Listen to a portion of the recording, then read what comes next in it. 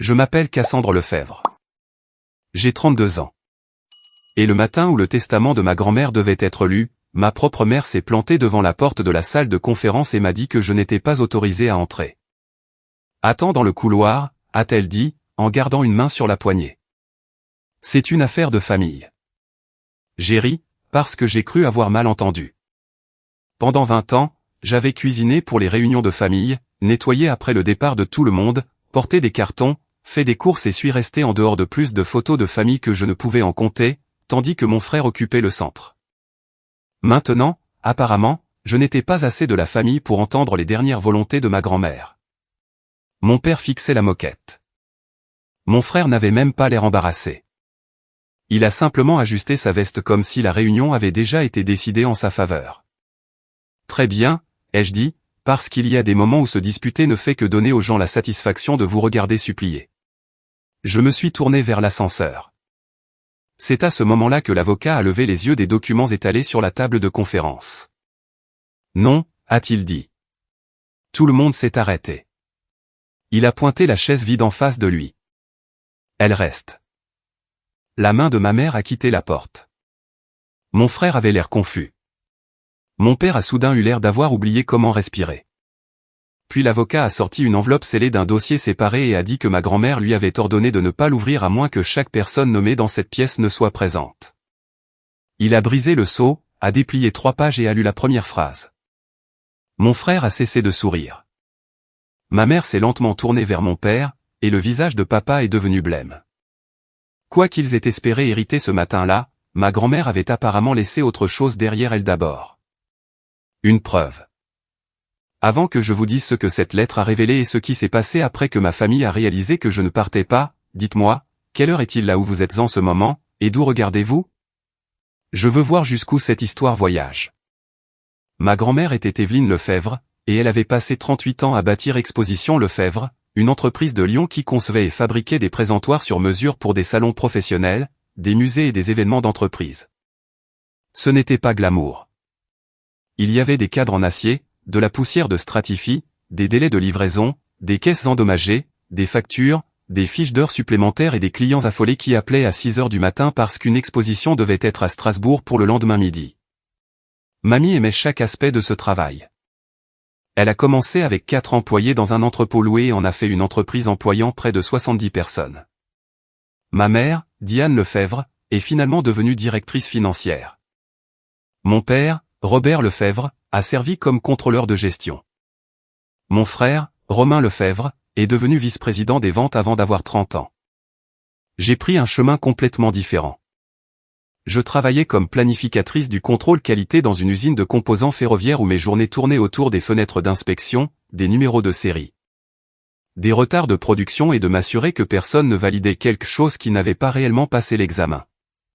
Maman considérait cela comme embarrassamment ordinaire. Romain aimait m'appeler la sœur au tableur. Mamie, jamais. Elle disait que les gens qui remarquent les petites incohérences sont la raison pour laquelle les grandes organisations survivent. Environ 18 mois avant sa mort, elle a commencé à me demander de lui rendre visite le dimanche après-midi. Parfois, nous parlions. Parfois, elle me tendait des piles de paperasse de l'entreprise et me posait des questions qui semblaient aléatoires. Est-ce que ce numéro de fournisseur a l'air d'être un doublon? Pourquoi les frais de transport augmenteraient-ils alors que les expéditions ont diminué? Une même facture pourrait-elle être approuvée 2 fois? Je supposais qu'elle voulait de l'aide pour comprendre un nouveau système comptable. Avec le recul, elle testait si je voyais la même chose qu'elle. Au déjeuner commémoratif, Romain est arrivé avec 20 minutes de retard et a tout de même été traité comme l'invité d'honneur. Maman a déplacé une chaise réservée à côté de papa pour que Romain puisse s'asseoir entre eux, puis m'a désigné l'extrémité de la table en disant « Cass, ça ne te dérangera pas de te serrer là-bas ». Romain a passé le déjeuner à raconter aux parents que mamie le préparait à de plus grandes responsabilités. Maman l'a corrigé avec un sourire, pas de plus grande responsabilité, le leadership. Puis elle a levé son verre et l'a loué pour avoir décroché le plus gros contrat régional de l'entreprise. Personne n'a mentionné que le contrat avait à peine atteint le seuil de rentabilité parce que Romain avait promis une production en urgence avec une remise que l'équipe de fabrication ne pouvait pas soutenir. Je le savais parce que mamie m'avait montré les chiffres. Quand une tante a demandé ce que je faisais dans la vie, Romain a souri et a dit, elle s'assure que les boulons sont inspectés ou quelque chose comme ça. Plusieurs personnes ont ri poliment. Je l'ai regardé droit dans les yeux. Et toi, qu'est-ce que tu t'assures qu'il se passe, exactement? Son sourire s'est crispé. Maman a immédiatement changé de sujet. Ce fut le premier moment où j'ai réalisé que quelque chose avait changé. Normalement, j'aurais ravalé l'insulte. Cette fois, non. Plus tard, alors que les gens partaient, j'ai entendu maman murmurer à papa près du porte-manteau. Demain doit rester sous contrôle. Papa a répondu, Evelyne a donné des instructions claires. Maman a répliqué sèchement, Evelyne n'est pas là. Ils ont arrêté de parler quand ils m'ont vu. Le lendemain matin, j'ai compris ce que « sous contrôle » signifiait. Maman avait décidé que le moyen le plus simple de gérer les dernières volontés de mamie était de gérer qui les entendait. Et quand l'avocat, Étienne Mercier, l'a contredite à cette porte de salle de conférence, j'ai vu 20 ans de hiérarchie familiale se fissurer en moins de 10 secondes. Avez-vous déjà remarqué à quelle vitesse les gens révèlent ce qu'ils ont peur de perdre quand quelqu'un leur dit enfin non? Étienne Mercier a attendu que je m'assoie avant de commencer. C'est seulement à ce moment-là que j'ai appris que ma présence n'était pas facultative. Les instructions écrites d'Evelyne stipulaient que les dispositions substantielles de sa succession ne pouvaient être discutées à moins que Diane, Robert, Romain et Cassandre Lefebvre ne soient physiquement présents ou n'aient formellement renoncé à leur présence. Maman a interrompu immédiatement. C'est ridicule. Cassandre n'est pas impliquée dans l'entreprise. Étienne l'a regardé par-dessus ses lunettes. Madame Lefebvre, votre mère avait anticipé cette objection. Romain a eu un petit rire. Bien sûr qu'elle l'avait fait. Étienne l'a ignoré et a ouvert la lettre scellée. Le premier paragraphe de mamie n'était pas sentimental. Il disait, si Cassandre est assise dans cette pièce uniquement parce qu'Étienne a insisté, alors Diane a confirmé l'une des raisons pour lesquelles j'ai écrit ceci. Personne n'a bougé. J'ai presque oublié de respirer. Étienne a continué. Mamie a écrit que pendant des années, elle avait regardé maman décider qui comptait, Romain accepter des privilèges qu'il n'avait pas mérités, et papa maintenir la paix en refusant de les défier. Puis la lettre est devenue précise. Elle a énuméré 6 événements d'entreprise avec des dates, une proposition d'agrandissement d'entrepôt qu'elle avait rejetée mais que maman avait approuvé plus tard sous un code de projet différent. Un contrat de marketing attribué à Logistique Créative Northline bien que l'entreprise n'ait pas eu d'offre concurrentielle, 3 remboursements de développement client inhabituellement importants soumis par Romain. Un paiement de consultation autorisé après que mamie ait expressément gelé les consultations externes, et 11 approbations portant l'autorisation électronique de papa. Romain s'est penché en avant. Qu'est-ce que c'est que ça? Étienne a continué à lire. Mamie a expliqué que 8 mois plus tôt, elle avait engagé un cabinet d'audit jury comptable indépendant sans en informer la famille. Le visage de ma mère a changé instantanément. Pas de tristesse, pas de confusion, du calcul. Elle a demandé, quel cabinet? Étienne a dit, cette information se trouve dans les documents justificatifs. Maman s'est tournée vers papa. Tu étais au courant de ça? Papa a secoué la tête trop rapidement. Romain a dit, c'est de la folie. Mamie était malade. Étienne a cessé de lire. Monsieur Lefebvre, je vous conseille de ne pas qualifier la capacité du testateur à moins que vous n'ayez l'intention de la contester formellement. Ces documents de succession incluent 2 évaluations de compétences indépendantes réalisées au moment de la signature. Romain s'est reculé. Il n'avait rien à répondre à cela. La lettre continuait. Logistique Créative Northline, le fournisseur que Romain avait défendu à plusieurs reprises, était contrôlé par une SARL dont le gérant enregistré était son ancien camarade de chambre d'université. En 22 mois, Exposition Lefebvre avait payé 286 400 € à Northline. Les auditeurs de mamie n'avaient pas pu vérifier environ 173 000 € de livrables. Romain a explosé. Ça ne veut pas dire que j'ai pris quoi que ce soit. Personne n'a dit que tu l'avais fait, ai-je répondu. Il s'est tourné vers moi avec la même expression qu'il utilisait quand nous étions adolescents et que j'avais gâché une blague en refusant de rire. Tu crois comprendre notre entreprise parce que mamie t'a montré quelques tableurs. C'est là que j'ai finalement compris pourquoi elle me les avait montrés. Elle renifle ne m'apprenait pas des choses sur l'entreprise. Elle s'assurait que quelqu'un en dehors de leur chaîne de commandement sache que les chiffres semblaient anormaux. Étienne est passé à la 2e page.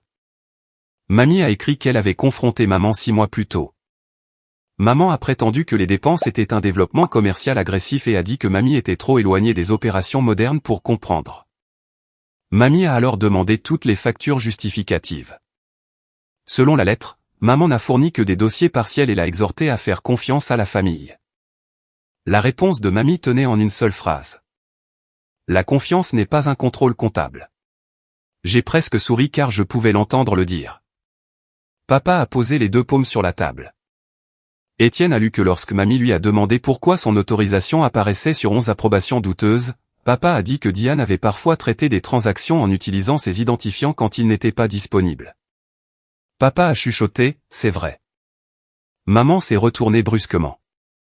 Robert. Il l'a regardé. Ça l'est. Romain a dit, est-ce que tout le monde peut arrêter d'agir comme si on était dans un tribunal? On parle de l'argent de mamie. Étienne l'a corrigé. Nous parlons des fonds de l'entreprise et d'une succession détenant des participations majoritaires dans cette société. Ça l'a fait taire.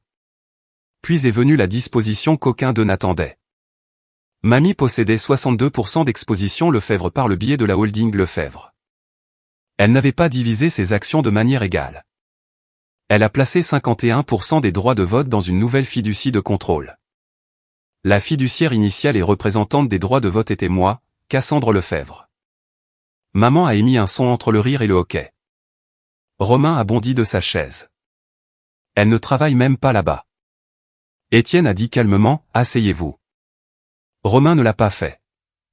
C'est une blague. Je l'ai regardé.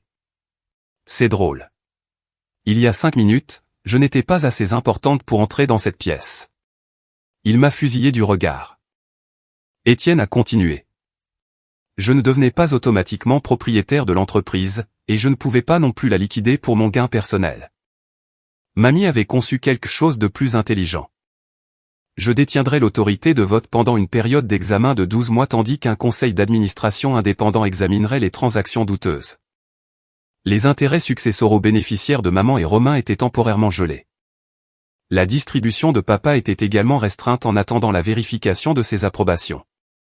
Leur argent n'avait pas disparu. Leur contrôle, si. Et pour la première fois ce matin-là, j'ai réalisé que la vengeance n'arrivait pas toujours en criant. Parfois, elle arrivait sous la forme de 3 pages notariées et demandait à tout le monde de prendre place. Maman s'est remise la première. Elle le faisait toujours. En quelques secondes, elle est passée de fille choquée à directrice financière. Étienne, je veux des copies de chaque document, de chaque lettre de mission d'audit, de chaque communication avec les comptables, et de chaque dossier médical lié à la compétence d'Evelyne. Étienne a hoché la tête. Vous avez droit aux documents pertinents pour la succession. Votre avocat peut en faire la demande. Mon avocat, a-t-elle répété. Vous supposez déjà un litige. Non, a-t-il dit, c'est vous qui le supposez. Romain m'a pointé du doigt. Et elle va contrôler notre entreprise pendant que ce cirque se déroule. Étienne a répondu, la fiducie contrôle le bloc de vote. Cassandre exerce cette autorité sous réserve de ses obligations fiduciaires et d'une surveillance. Maman m'a regardé pour la première fois sans le mélange habituel d'impatience et de mépris. Maintenant, elle évaluait le risque. Cass, tu ne veux pas de ça. Je n'ai rien dit. Tu as ton propre travail. Tu ne comprends pas nos clients, nos contrats, nos employés. Ta grand-mère était contrariée. Elle a créé un désordre, et nous pouvons le régler en privé. Voilà le mot, en privé. Le mot que les gens utilisent quand la vérité devient gênante.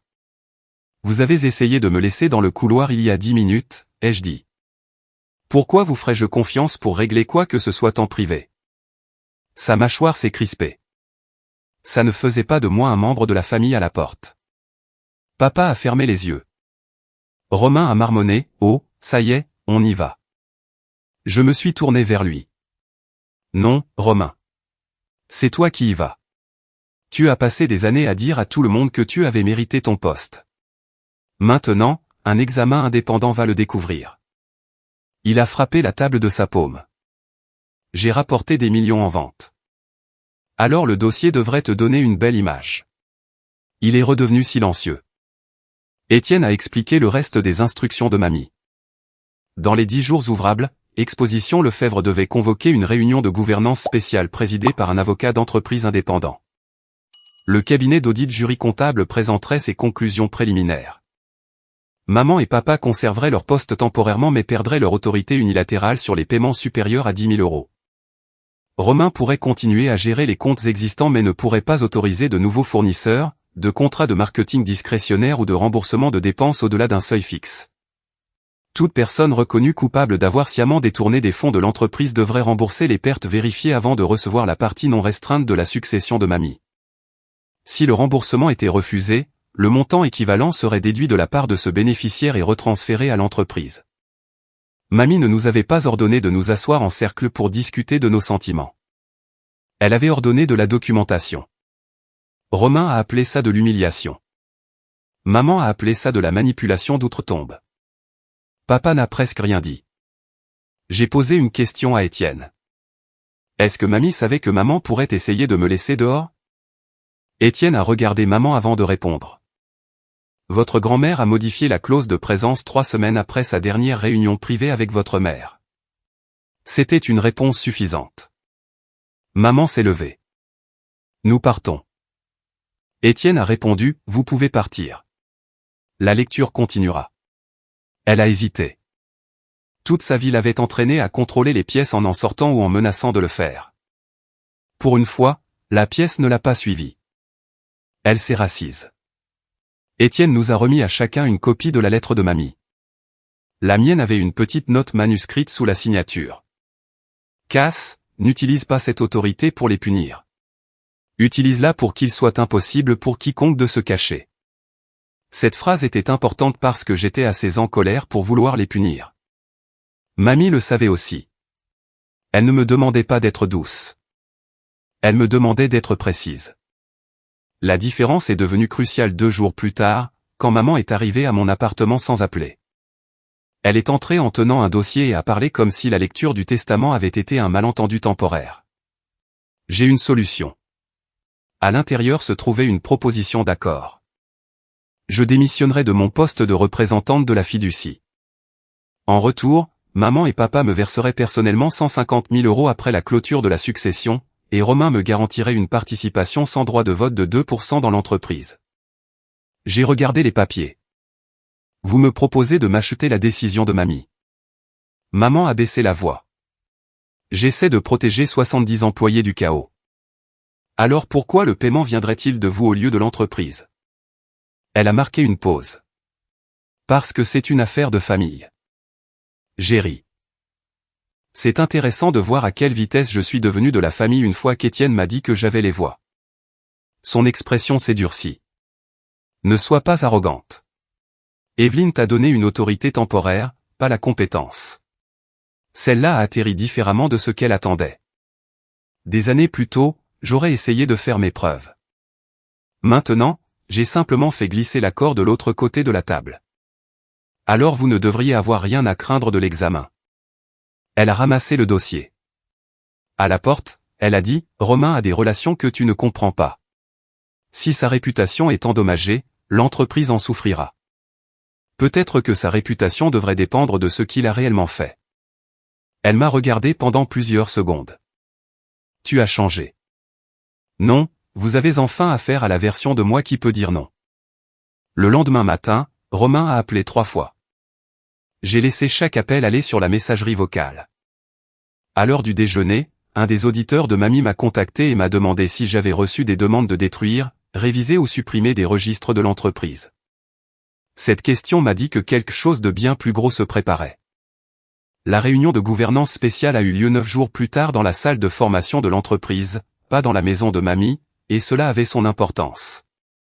Personne ne pouvait se cacher derrière des photos de famille ou des souvenirs d'enfance. Nous étions assis sous des néons avec un projecteur affichant des numéros de transaction, des dates de facture, des chaînes d'approbation et des relevés bancaires. Étienne était présent en tant que conseil d'État. La fiducie avait son propre conseil, Mélissa Garnier. L'équipe comptable a envoyé 2 auditeurs jury comptable. 3 membres indépendants du conseil d'administration nous ont rejoints, ainsi que maman, papa, Romain et moi. Maman est venue préparer avec son propre avocat. Romain est venu préparé avec de l'attitude. Il s'est penché vers moi avant le début de la réunion et a chuchoté, « Profite de ton petit moment de pouvoir ». J'ai chuchoté en retour, « Profite de l'audit ». Le comptable principal a commencé avec Northline. Leur enquête a révélé que le fournisseur avait facturé à Exposition Lefebvre des stratégies de campagne, de la génération de leads, de la coordination d'événements et des conseils en développement de marché. Sur 47 factures, 19 contenaient des descriptions copiées presque mot pour mot de factures antérieures. Plusieurs réclamaient des déplacements à des dates où les registres de l'entreprise ne montraient aucun événement connexe. Une facture s'élevait à 18 600 € pour une réception client à Denver. Le client nommé a confirmé qu'aucune réception n'avait eu lieu. Romain a interrompu. Northline s'occupait de prospection confidentielle. Les clients ne savent pas toujours ce qui se fait en coulisses. Le comptable est passé à la diapositive suivante. Les relevés bancaires de Northline, obtenus par une procédure légale appropriée après l'escalade de l'examen initial de Mamie, montraient des paiements de l'entreprise suivis de transferts vers une autre entité appelée Entreprise RL. Romain s'est figé. RL correspondait à ses initiales. L'adresse postale de l'entité était une boîte postale privée à 20 minutes de son domicile. Son avocat lui a immédiatement dit de ne pas répondre aux questions. Maman avait l'air sincèrement surprise. C'était le premier signe que quoi qu'elle ait fait, elle n'était pas au courant de tout ce que Romain avait fait. Les comptables avaient tracé 74 000 € vers des comptes d'entreprise RL.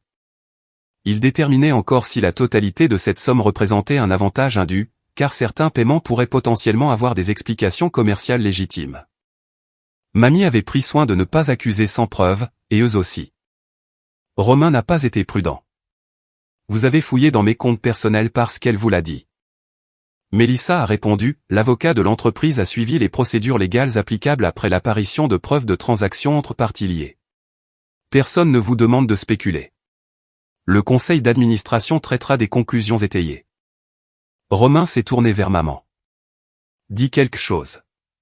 Elle ne l'a pas fait. Puis la présentation est passée aux décisions de maman. Les auditeurs ont constaté que Diane avait approuvé Northline malgré la réception d'un avertissement interne des achats indiquant que le fournisseur manquait de documentation adéquate. Elle avait également outrepassé une exigence d'appel d'offres à 5 reprises. Plus dommageable encore, après que Mamie ait commencé à poser des questions, maman a réaffecté le superviseur des comptes fournisseurs qui avait soulevé des inquiétudes. L'avocat de maman a soutenu que toutes ces actions relevaient du pouvoir discrétionnaire de la direction. Les comptables ont convenu que certaines pouvaient l'être. Puis ils ont affiché un courriel que maman avait écrit à Romain. Ta grand-mère regarde de trop près Northline. Nettoie les descriptions et arrête de tout faire passer par le même code de projet. Personne n'a parlé. Maman fixait l'écran. J'ai senti quelque chose de froid s'installer en moi. Pendant des années, elle m'avait traité d'hypersensible quand je remarquais des schémas. Maintenant, une salle pleine de professionnels en regardait un des siens. C'était au tour de papa. Ses identifiants avaient approuvé 11 transactions, mais les journaux système montraient que 8 provenaient du poste de travail de maman alors qu'il était soit en voyage, soit déconnecté. 3, cependant, provenaient du poste de travail de papa. Il a admis les avoir approuvés sans examiner les documents justificatifs parce que maman lui avait dit qu'elles étaient urgentes. Mélissa a demandé, avez-vous compris que votre autorisation représentait un examen financier? Papa a dit, oui. Avez-vous effectué cet examen? Non. C'est à ce moment-là que son visage a pris exactement la même expression que lors de la lecture du testament, non pas parce qu'il avait volé de l'argent, mais parce que la passivité avait finalement produit un chiffre à côté de son nom. Quand les comptables ont terminé, Romain s'est levé. Et alors? Vous allez détruire l'entreprise parce que Mamie avait une rancune?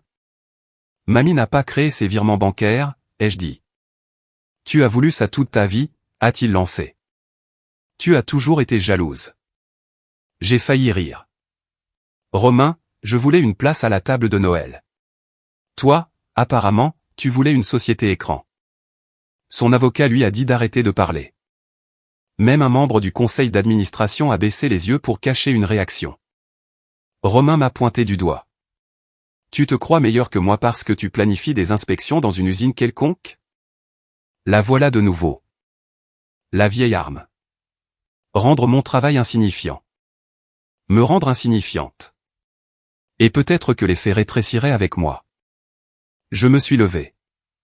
Non. Je pense que je suis meilleur dans une chose qui compte aujourd'hui. Quand un chiffre ne correspond pas, je ne fais pas semblant qu'il correspond parce que j'aime la personne qui l'a signé. Maman a dit mon nom sèchement. Cassandre. Je me suis tourné vers elle. Quoi? Vous voulez que ça redevienne privé? Elle a détourné le regard. Le conseil a suspendu la séance pendant 30 minutes. Quand tout le monde est revenu, les administrateurs indépendants ont annoncé des mesures temporaires. Romain a été mis en congé administratif en attendant la fin de l'enquête. Sa carte d'achat d'entreprise et ses autorisations d'approbation système ont été suspendues immédiatement. Maman est restée directrice financière juste assez longtemps pour assurer une transition ordonnée des dossiers, mais un directeur financier par intérim prendrait l'autorité sur les paiements. Papa a été retiré des fonctions d'approbation et réaffecté pendant que le conseil examinait ses défaillances de contrôle. Personne n'a été licencié ce jour-là. Personne n'a été déclaré coupable d'un crime. Le processus comptait, mais la hiérarchie que ma famille avait traitée comme permanente avait disparu. Romain me fixait comme si j'avais personnellement pris sa chaise. Heureuse, a-t-il demandé. J'y ai pensé. Non. Et je le pensais. Mais j'en ai fini d'être obligé de te protéger des conséquences. Appelleriez-vous cela de la vengeance, ou appelleriez-vous cela la facture qui arrive enfin? Les 3 semaines suivantes ont été plus laides que la réunion, car la perte de contrôle a rendu ma famille désespérée. Maman a appelé des parents avant que je puisse expliquer quoi que ce soit et a dit que mamie avait mis une petite fille inexpérimentée en charge pendant une période de deuil. Romain a dit à 2 vendeurs de longue date que j'essayais de démanteler l'entreprise pour encaisser. Un oncle m'a appelé pour dire, quoi qu'il se soit passé, on n'embarrasse pas son frère publiquement. Je lui ai demandé, quelle partie avait été publique? Il n'a pas su répondre. La réunion de gouvernance avait été confidentielle. C'était Romain qui répandait l'information.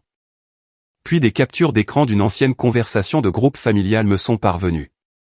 Dedans, maman avait écrit 2 ans plus tôt que mamie devenait paranoïaque à propos des dépenses et que j'alimentais ses soupçons parce que, Cass adore se sentir importante.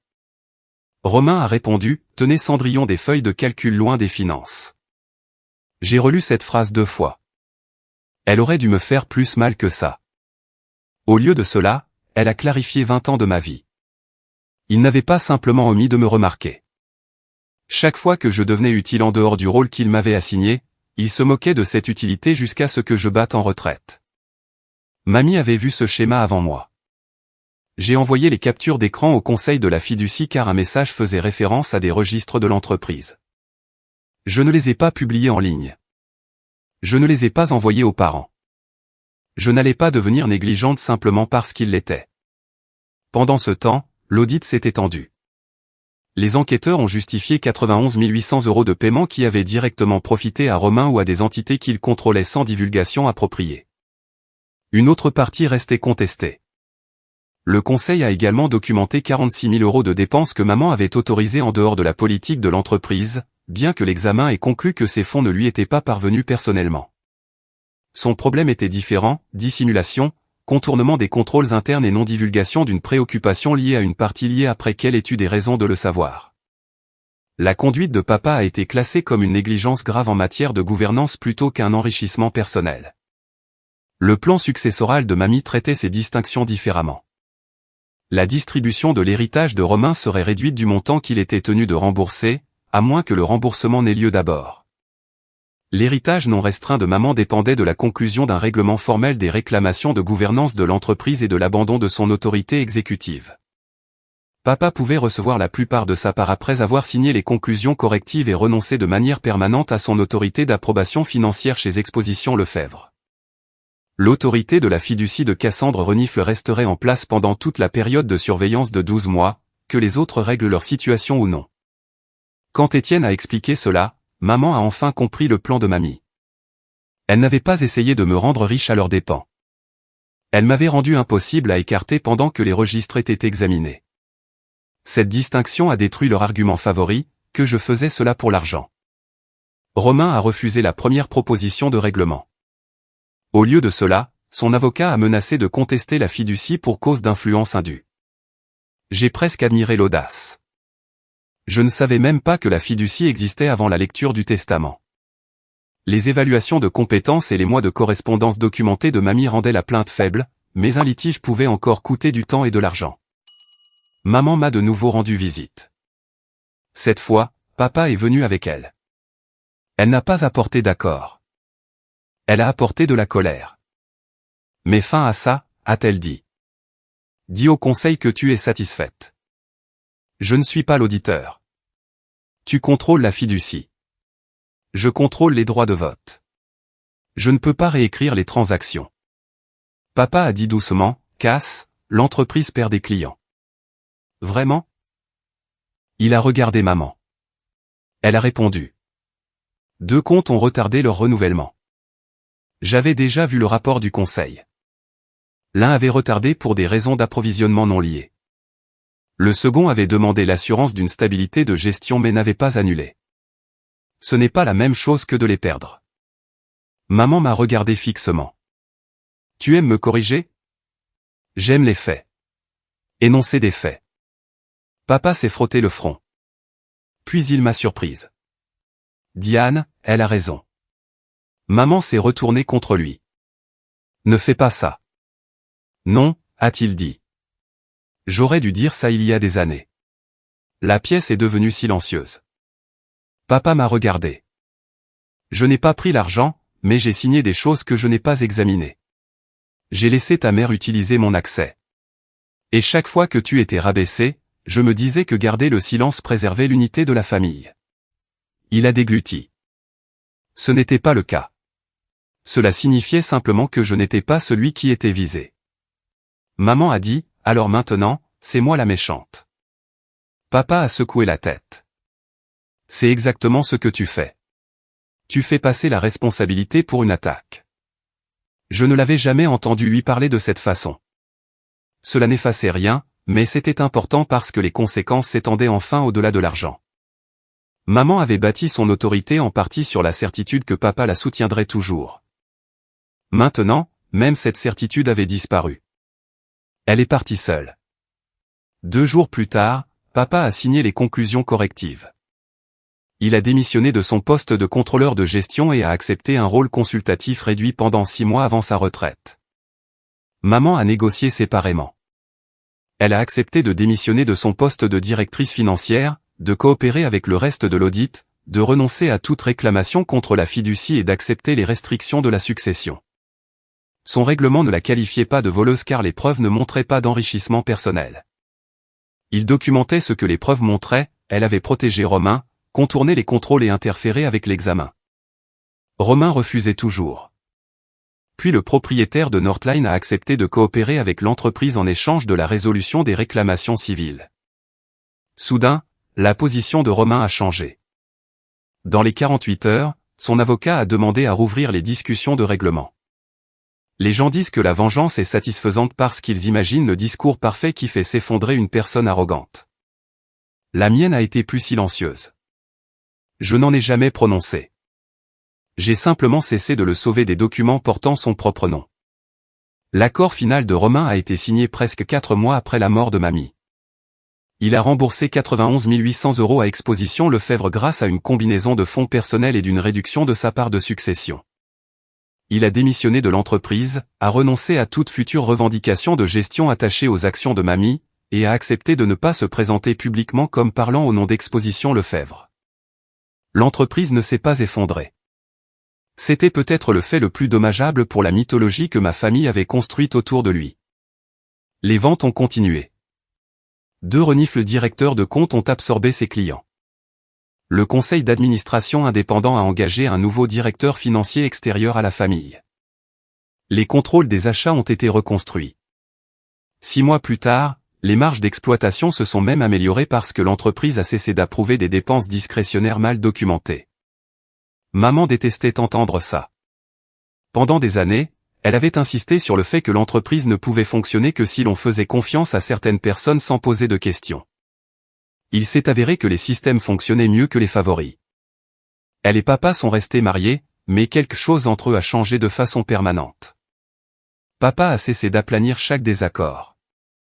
Maman s'est retirée de plusieurs conseils communautaires où elle avait aimé se présenter comme la gardienne impeccable de l'héritage de mamie. Personne ne la forçait. Elle n'aimait tout simplement plus les pièces où les gens pourraient demander pourquoi elle avait quitté l'entreprise. Romain a pris un poste de commercial chez un autre fabricant dans une autre ville. Nous ne nous sommes pas réconciliés. Il m'a envoyé un message après son règlement. J'espère que ça valait le coup de détruire la famille. Je l'ai fixé pendant un long moment avant de répondre. Ce n'est pas moi qui ai créé les factures, Romain. Il n'a jamais répondu. Je n'ai pas hérité du fauteuil de présidente directrice générale de mamie parce qu'elle n'avait jamais eu l'intention que je le fasse. À la fin de l'examen de la fiducie de 12 mois, je suis resté fiduciaire votante, mais la gestion quotidienne est restée aux mains de professionnels. J'ai gardé mon travail à l'usine de composants ferroviaires. Cela a déconcerté maman plus que tout. Elle avait supposé que le pouvoir n'avait de valeur que si je l'utilisais pour devenir importante. Mamie m'avait mieux comprise. Je ne voulais pas d'applaudissements. Je voulais des décisions qui pouvaient survivre à une inspection. L'entreprise a finalement créé un siège consultatif pour les employés au sein de son comité de gouvernance, a renforcé les procédures de signalement anonyme et a exigé un examen indépendant des contrats de fournisseurs liés à des parties liées. Ces changements comptaient plus pour moi que d'avoir mon nom sur une porte de bureau. Au premier anniversaire de la mort de mamie, Étienne m'a donné une dernière enveloppe qu'elle lui avait demandé de garder jusqu'à ce que la fiducie ait terminé son examen initial. À l'intérieur se trouvait une seule page manuscrite. Elle écrivait « Cassandre, si tu lis ceci, alors ils t'ont probablement traité de cruel pour avoir refusé de faire disparaître leur choix. Souviens-toi de quelque chose que j'ai appris trop tard. Maintenir la paix en cachant l'injustice ne crée pas la paix. Cela crée la permission. » Je suis resté longtemps avec cette phrase. Pendant la plus grande partie de ma vie, j'ai pensé que le silence faisait de moi la bonne fille. Je pensais qu'être utile sans exiger de reconnaissance me rendait mature. Je pensais que m'éloigner de chaque insulte me rendait plus forte. Parfois, s'éloigner est une force, mais parfois le silence devient l'espace où les systèmes injustes s'installent confortablement. Le dernier cadeau de mamie n'était pas la fiducie de vote. C'était la preuve que je n'avais jamais eu besoin de la permission de ma famille pour faire confiance à ce que je pouvais voir clairement. L'argent peut acheter le confort. Un titre peut créer un statut. Une réputation impeccable peut persuader une salle pendant des années. Mais aucune de ces choses ne peut remplacer la responsabilité. Et aucune ne peut fabriquer un respect authentique une fois que la vérité est documentée. Ma mère a essayé de me laisser dans un couloir parce qu'elle croyait que je n'avais pas ma place dans les affaires de famille. 12 mois plus tard, elle n'avait aucune autorité exécutive dans cette entreprise. Mon frère n'y avait plus aucun poste. Et la femme qu'ils appelaient autrefois Cendrillon des feuilles de calcul était la personne légalement responsable de la protection du vote de contrôle de mamie. Je n'ai jamais célébré leur perte.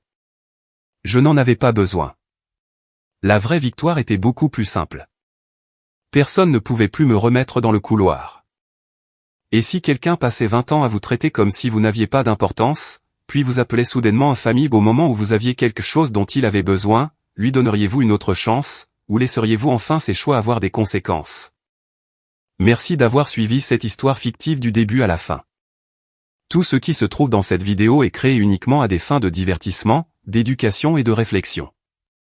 Nous espérons que cela vous rappelle qu'une vérité douloureuse est toujours plus bienveillante qu'un mensonge confortable.